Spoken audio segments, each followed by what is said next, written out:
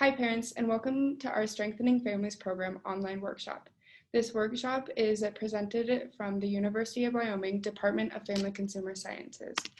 My name is Paige, one of your facilitators. I am from Buffalo, Wyoming, and currently a senior here at the University of Wyoming. My major is Family Consumer Sciences with a concentration in Human Development and Family Sciences with a minor in Psychology. My career plan is to become a child life specialist. And I'm Emily Over, another one of your facilitators, and I am from Erie, Colorado. I am also a senior at the University of Wyoming, and my major is Family Consumer Science with a concentration in Human Development and Family Sciences. As a career, I plan to go into family life education. Before we get started, we have some questions that we would like you to think about. First, how has drugs and alcohol affected your life personally? Second, what do you do right now as a parent to help your kids understand the risks of drug and alcohol? And finally, what are some questions you have regarding drug and alcohol abuse in teenagers? Today, we'll learn about 3 important things. First, how alcohol and drugs can cause lasting harm and effect on a teen's developing brain differently than an adult brain. 2, the 3 research-proven skills parents can use to help prevent teen alcohol drug use, which are bonding, boundaries, and monitoring. And finally, we will discuss why teens say they drink or use drugs if they do, and how to intervene to help them stop if they are already using. Concept 1. The brain continues to develop until about the age of 25, and neurotoxic chemicals like alcohol and drugs harm brain development and cause lasting damage.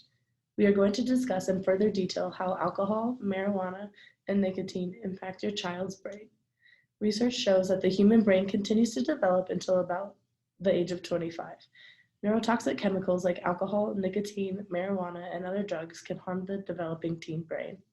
These chemicals also hijack the brain's pleasure motivation system, leading to early alcohol and drug addiction. 90% of adults who are addicted to alcohol or drugs began using in their youth, while their brain was still developing. A few addicted people began using after the age of 20. Addiction is primarily an adolescent problem which can be prevented with effective parenting. Some parents don't recognize the harms. Some parents don't recognize the harm alcohol or drugs can do to a teen's developing brain, so they don't make a clear, firm rule against it. Some parents think teens are safe if they allow teens to drink at home and take the car keys. Some parents want to teach their children to drink responsibly, so they supply alcohol for their children. This puts their children at risk for more alcohol problems as adults. Research shows that if parents provide alcohol for their children will be 40% more likely to binge drink when parents aren't around. In a survey of 600 parents asking about their prime parenting concerns, most of them said they worried about their children doing poorly in school or having unintended pregnancies. But they didn't list teen drinking as a main worry. They didn't realize that alcohol or drug use makes it much more likely that their children will experience school failure or get pregnant.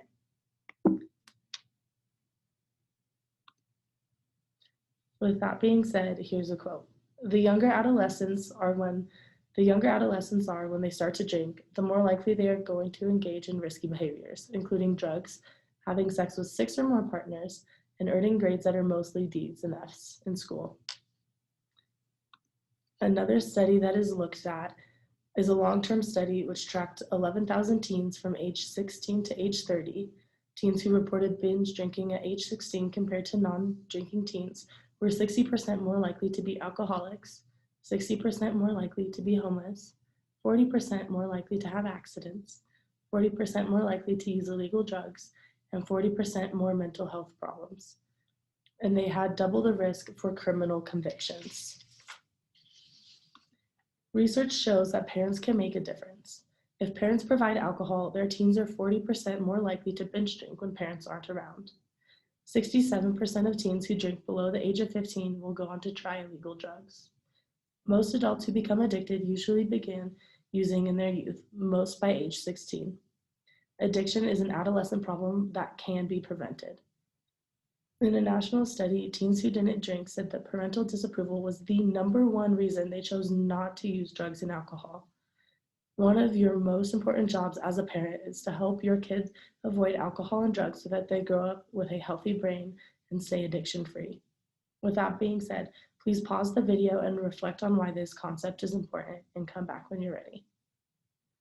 Learning the science and the facts about how learning alcohol and drugs harm the developing teen brain will give you the knowledge and the courage you need to talk to your kids about not using and make clear, firm rules against it.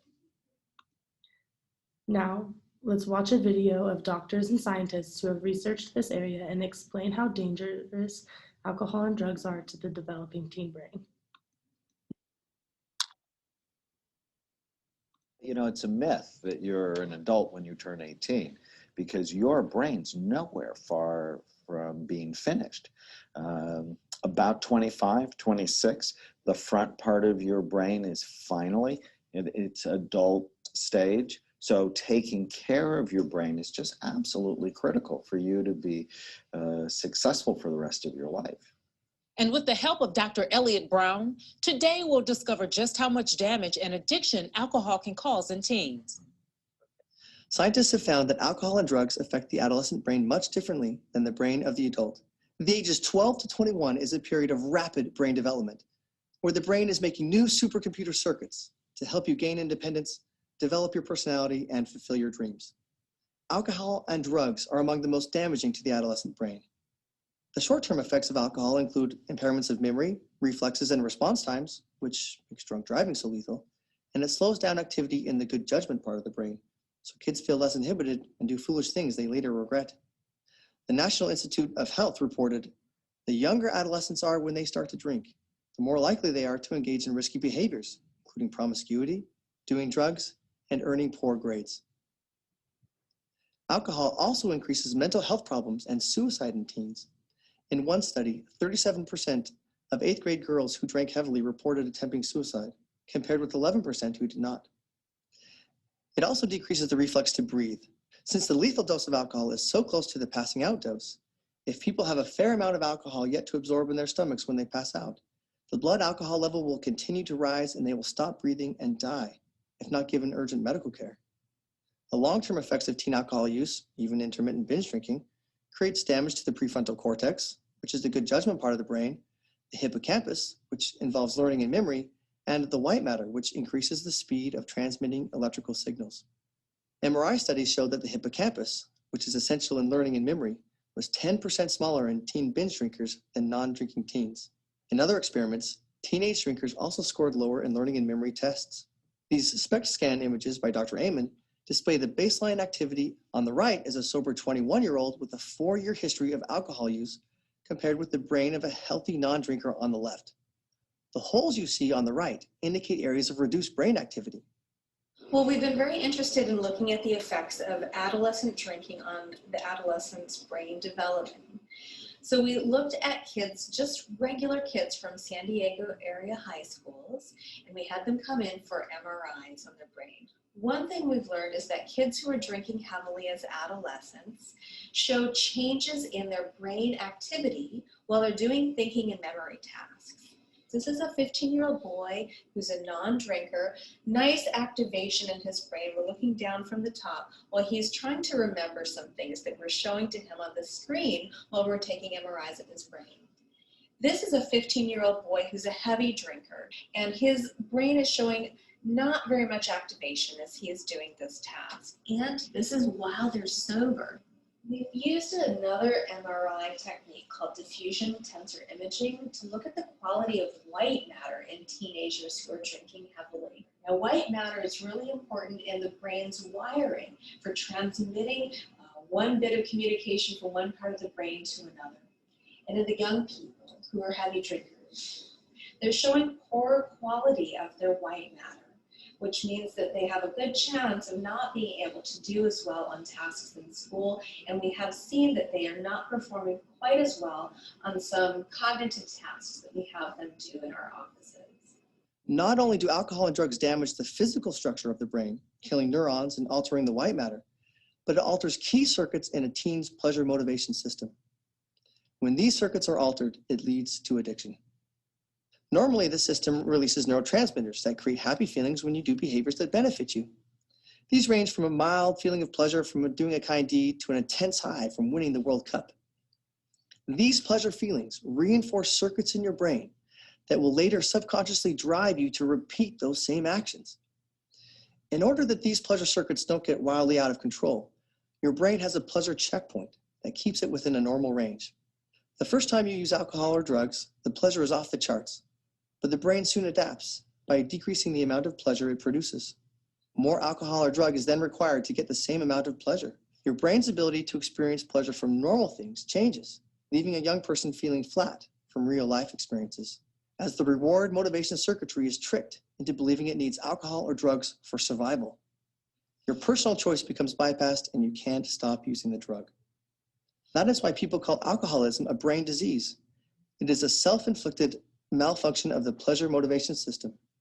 Another way we've used brain imaging to understand the effects of repeated drinking on adolescents' brains is by showing adolescents advertisements while we're doing a functional MRI of their brain.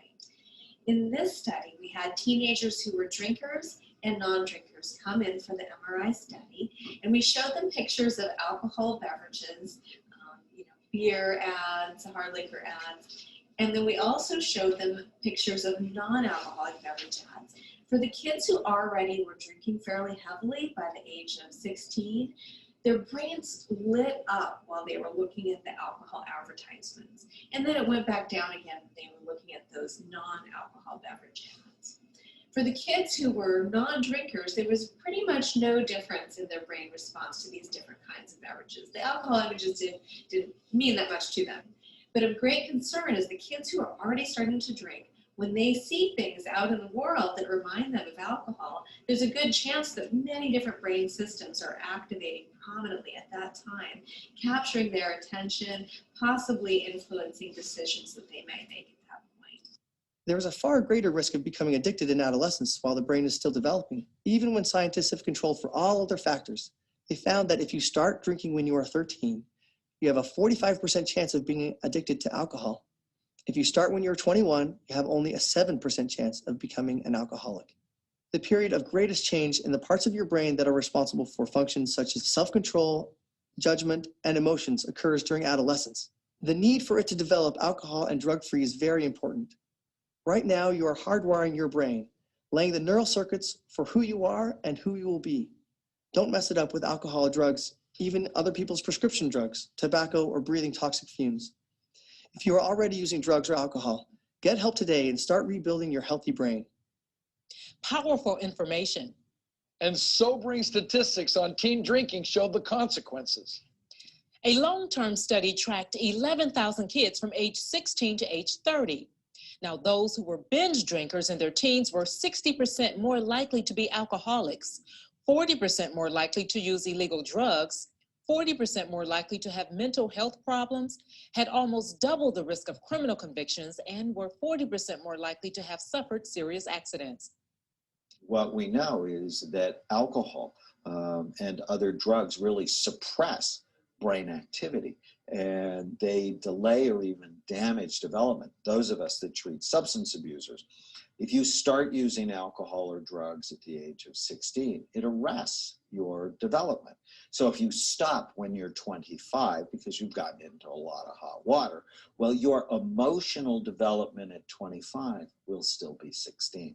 And you don't want that. What you want is a great brain, because that's the part of you that gets you a job, that gets you a great relationship, that allows you to really have fun long term in your life.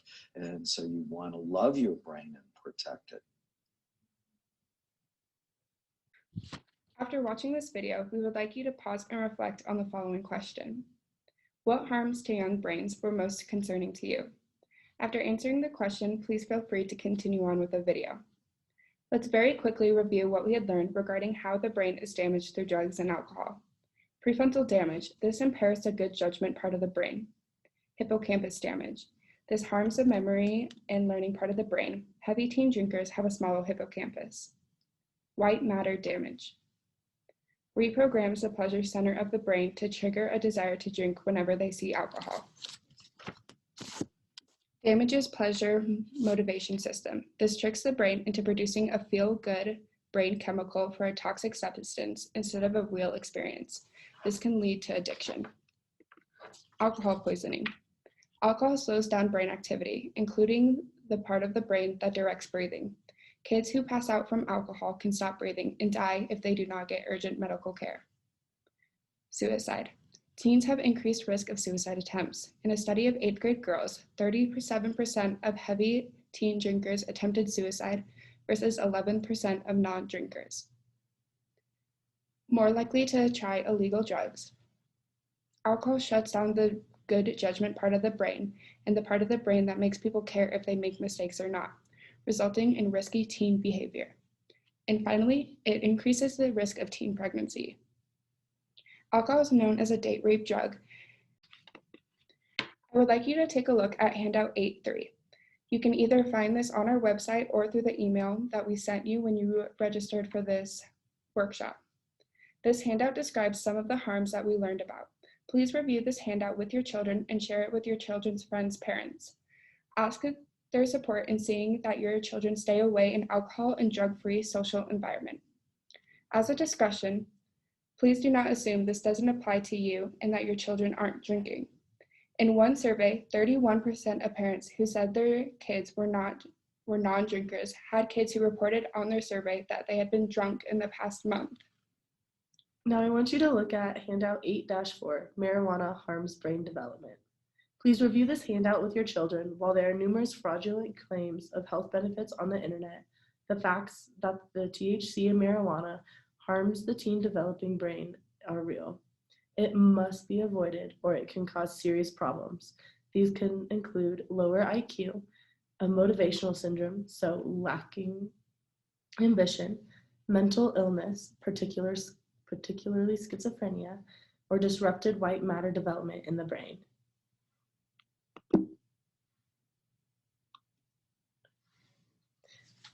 Now I will read a quote from the Journal of Psychiatric Research. Teens and young adults who are heavy marijuana users are more likely than non-users to have disrupted brain development. Pediatric researchers found abnormalities in the brain that interconnect regions involved in memory, attention, decision-making, language, and executive functioning skills. Studies of normal brain development reveal critical areas of the brain that develop during late adolescence. And our study shows that heavy cannabis or marijuana use is associated with damage in those brain regions.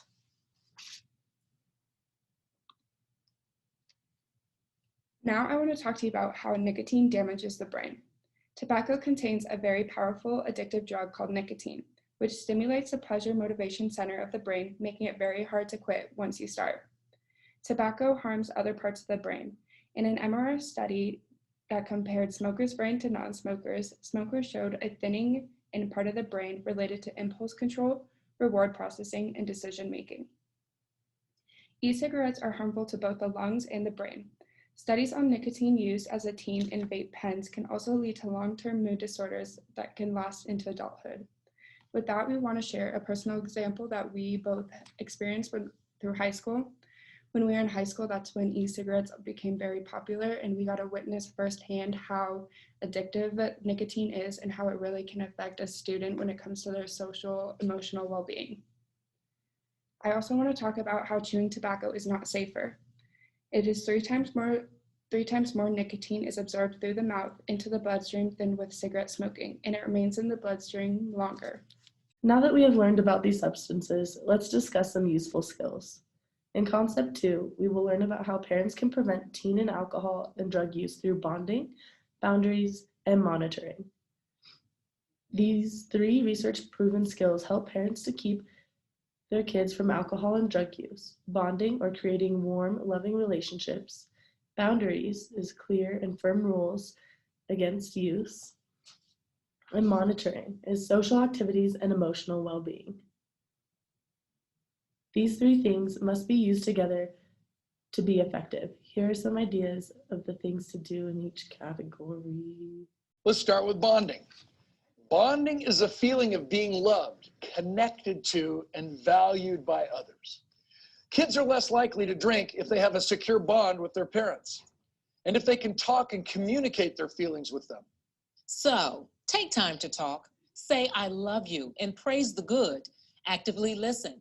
banish communication boulders, and use respectful iMessages. Scheduling one-on-one playtime is essential, and the more time you spend together without criticizing or correcting, the closer your relationship will be. And do fun things together on a regular basis. Play soccer or catch, go camping, do craft projects, have a weekly game night. Invite your kids to help plan weekly family fun activities. And no matter what, don't skip vacations or neglect family dinners. Spend time with them doing those naturally pleasurable things like talking to them, having eye contact with them, going for a walk with them, playing games with them, doing activities, because you know what usually gets children the most pleasure, especially when they're young, is spending time with mom and dad. Help children feel safe in their home by using good anger management skills and calmly giving fair, mild consequences. The more we use these skills to bond with our children, the more likely they are to avoid alcohol and drugs.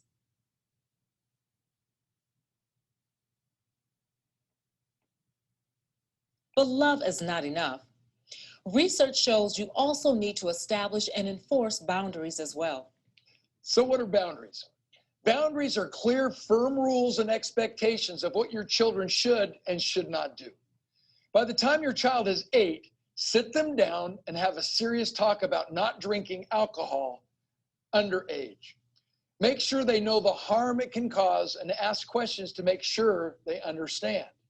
Research shows that if there's even the smallest bit of indecision on the parents' part regarding whether they think underage drinking is very wrong or just sort of wrong, even with that much of a difference in an attitude, kids will drink.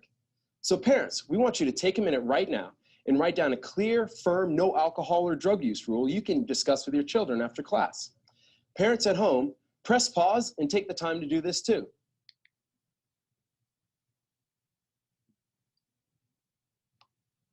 We've covered bonding and boundaries. Let's learn about monitoring. Monitoring is knowing where your children are, who they are with, and what they are doing when they're not with you. Monitoring includes making sure teens have planned fun activities and appropriate adult supervision. And when it comes to friends, it's been proven that if they drink, your kids will likely drink too. So get to know your kids' friends and their parents. Discuss your no alcohol policy with other parents and enlist their cooperation. Because binge drinking now begins in elementary school, it's vitally important to know what's going on in your child's social circle. Never assume your child isn't drinking.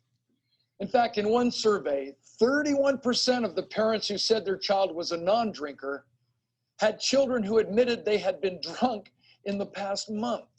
And here's another important fact. Kids are more at risk for alcohol use between 3 and 6 o'clock p.m. while parents are at work. So stay in touch with a call or a text. Have a neighbor drop by. Show up occasionally unannounced. Let your kids know that you monitor them out of love. Monitoring is very real proof their parents love them. Unfortunately, parental involvement drops by half between the 6th and 12th grades. Parents, pick up the pace. Stay involved with your kids during the formative teen years. All kids need some monitoring to stay alcohol-free. That's because the risk-taking part of the brain develops very early in a teen, but the good judgment part doesn't completely develop until the early 20s. Monitoring is so important that one judge court orders parents to ask these questions before allowing kids to go out. We call them the 5 W's. Number 1, where are you going? Number 2, who are you going with? Number 3, what will you be doing? Number 4, when will you return? And the 5th W, will there be alcohol there?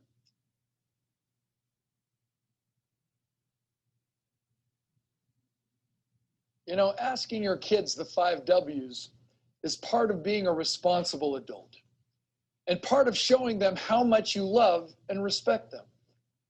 Be consistent and understanding, and the returns will be huge. These 3 things must be used together to be effective. Here are some ideas of things to do in each category.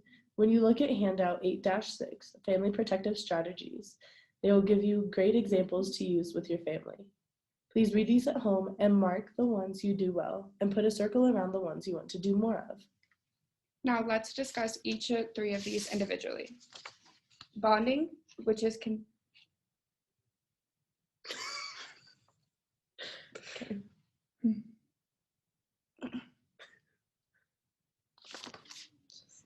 Okay. We've got it. Yep. Okay. These three things must be used together to be effective. Here are some ideas of things to do in each category. When you look at handout 8-6, Family Protective Strategies, it will give you great examples to use with your family.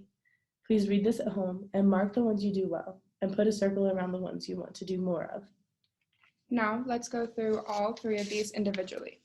First off is bonding. Bonding is forming a warm and loving relationships. Why is bonding so important, you might ask? Studies show that if kids have a close, warm relationship with their parents, they are less likely to drink or use drugs because they do not want to disappoint their parents. They are also much more likely to choose friends with pro-social values, kids who shun alcohol, tobacco, and drugs. In a national study, teens reported that parental disapproval was the #1 reason why kids choose not to use drugs or alcohol. We know that kids care about what their parents think, and parents are the most important factor in preventing drug and alcohol use. Now we would like you to pause and answer the following question. What are some things that you can say to let your kids know you love them and want them to stay drug and alcohol free? After you did that, let's continue. Now let's continue with boundaries. Boundaries are clear, firm rules that often share with your children about no underage alcohol and drug use. But why are boundaries so important? Research shows that a clear, firm rule against all underage alcohol and drug use is one of the most important things parents do to keep kids alcohol and drug free. Parents' attitudes make a big difference. Parents must make it clear that you consider it very wrong to drink or use drugs, including marijuana, not just sort of wrong. In a survey of 50,000 students, teens reported that if their parents had even the slightest hesitation about whether underage drinking was really wrong or just sort of wrong, even with that small attitude difference, kids were much more likely to drink. What can you do as parents to help kids understand their clear, firm boundary against underage drinking or drug use? Now we would like to share 2 great examples of how you can set boundaries in your own family. Because we love you so much, we want to be very clear and firm about our rules on no alcohol and drugs. We do not want any alcohol drinking before the age of 21, and no tobacco or drug use, including marijuana and other people's prescription drugs. Will you follow these rules? If you break these rules, there will be serious consequences. We also do not want you to hang out with kids who use. The second example is this. You mean more to me than anything in the world. I would really be sad and upset if you drank or used drugs that harmed your brain. You need to know that we forbid it, and because we love you, there will be serious consequences if you drink or use drugs. We would like you to make a promise that you will remain alcohol and drug free. Will you do that? Now I would like you to pause and complete the activity on handout 8-5. Please write a strong rule against your children using any alcohol, nicotine, or drugs, and make sure to list the consequences. The third skill parents need to keep their children safe while their brain develops is monitoring. What is a good definition of monitoring? Monitoring is always knowing where your children are and what they are doing to be sure they are always stay in alcohol and drug-free social environments. Parents also need to monitor a child's emotional well-being. Some benefits of parental monitoring are that A, monitoring lets kids know that their parents care enough about them to provide the supervision they need to keep them safe. B, monitoring keeps kids from doing risky things they do as the good judgment part of their brain is not yet fully developed.